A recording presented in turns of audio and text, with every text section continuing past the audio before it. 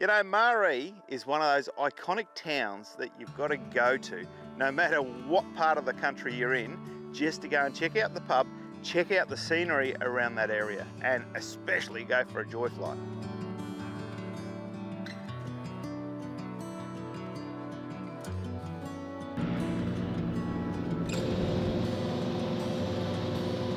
John McDowell Stewart, and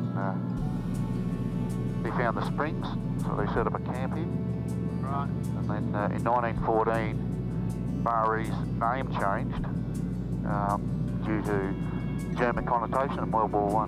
We've got a mix of giver out here. Yep. You see the greens and the yellows all coming in from the flowers now, and the grass is all changing.